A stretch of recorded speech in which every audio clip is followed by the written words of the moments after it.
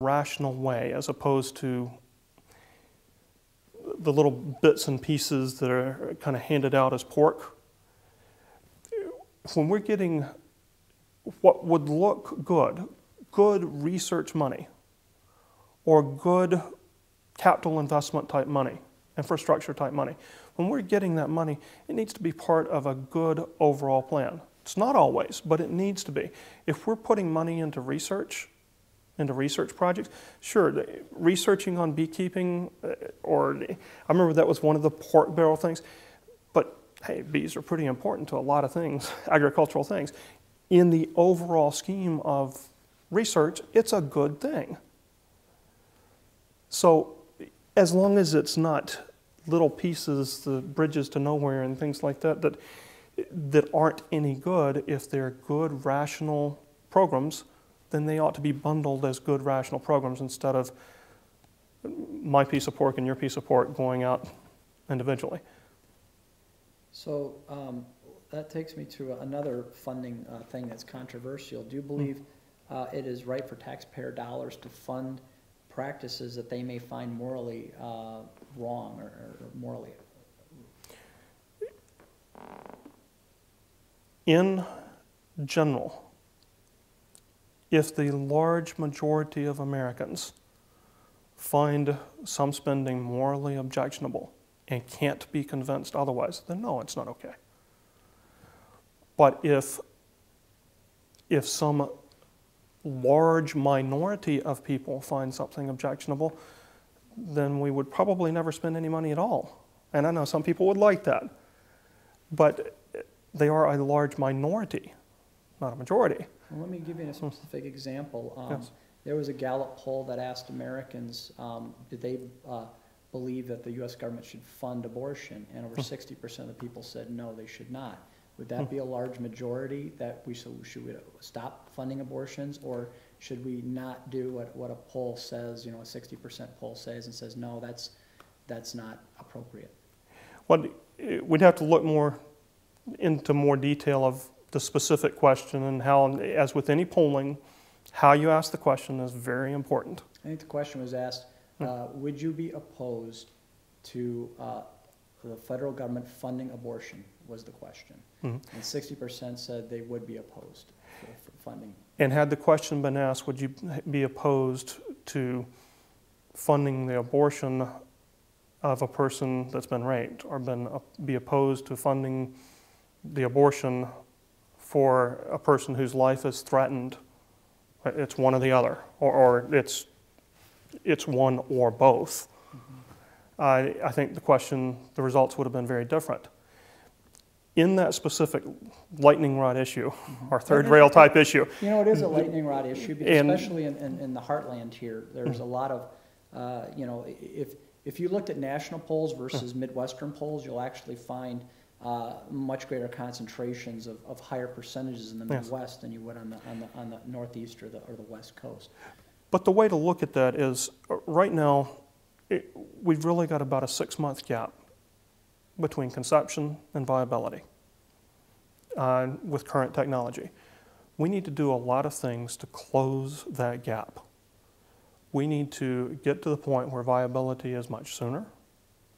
We need to get to the point where we've got a much better whole education instead of very narrow family planning type education. We need to prevent pregnancies. The safe, legal, and rare type approach for abortion. We need to drive through research, through education, through a lot of things, closing that 6-month gap and getting rid of the issue, taking the issue out, instead of continuing to divide ourselves over an issue that in many ways is it's a very emotional issue, because it's got to do with belief. Well, let me take religion out of it. I think part of the reason it's third rail is that from a moral standpoint, if you say the direct freedom of life, liberty, and pursuit of happiness, when we talk about abortion, I think the reason it gets so, and the death penalty, by the way, is the same way. Yes, it is. You're talking about life. Now, the difference between the death penalty and abortion is we're talking about innocent life versus the vast majority of the time not innocent life, but there is that rare time when people have been innocent that have been executed, which is, I think everyone would say, is a terrible thing. I think that is getting rid of the religion. It's right in our Declaration of Independence, and it talks about the right to life, right there in that. Right. So I think that's where it becomes a lightning rod. So I guess, let me be specific. Would you be in favor of government funded abortions, or do you believe the states need to take care of anything like that? I would be in favor of government-funded abortions. Okay. But I would also be in favor of a lot of research and education to make them rare. Okay. Okay.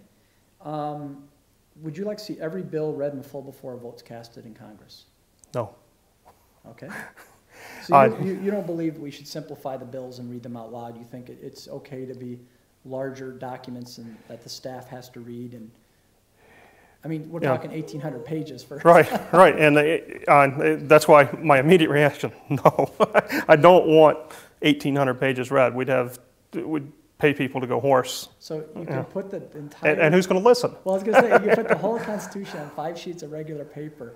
Why do our representatives need 1,800 pages to pass legislation? That's a different question. Well, let me ask that question then. Okay. Do we need to have 1,800 pages of? When looking through some of these bills, we have a lot of complexity. So we're trying to take into account, well, I'm going to restrict here, so I've got to free up here. I've got to check and balance. I've got to get a balanced bill that's. You may look at it from an interest perspective, but you don't want to end up creating harm where you haven't created a parallel benefit. So yes, that creates some complexity. It's the kind of thing, do we want it simple? Yeah, well, yes, it could be on one page, but that'd be like reading the bottom of our credit card statements or things like that. It's, or the terms and conditions that we get on everything. If we didn't have the terms and conditions, then we'd end up with a free-for-all economically. And we need some of those in our bills. And we need the experts, each of our own experts, in a lot of cases staff, to go through and make sure that they didn't put the dot in the wrong place and that kind of thing. So there's complexity there. And yes, not being a lawyer, I at times do make those kind of jokes that it would be so much simpler if we didn't have lawyers, but then if we didn't have the rule of law, if we didn't have those basic contracts that aren't so basic, then we wouldn't take into account enough information. So, no, I don't want them read out. I do want them shorter. Be a whole lot easier to read, both as a constituent as well as a representative in Congress.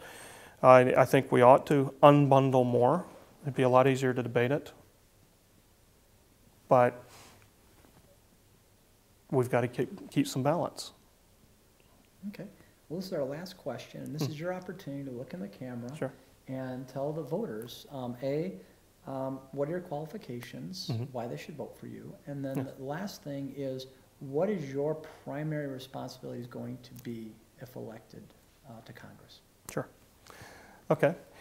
Well, I'm Terry Campbell, and I am been a resident of this part of Illinois since 1995, and both first in Sterling and then in Rockford. I've been in the military.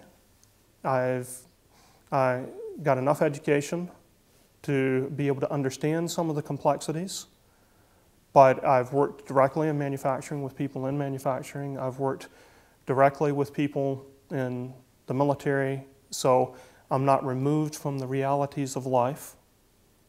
I've got a good handle on how to bring people together to solve problems. I do that in my current work as a consultant implementing software, where I bring people together. They buy the software, I help them figure out what are your problems, how are we going to solve the problems with the software. It becomes a lot more about the people than about the software. And that's what I intend to bring to the office of Congressperson from the 16th Congressional District, is solving problems. Both problems today and problems for the future, looking after the people that that elect me and the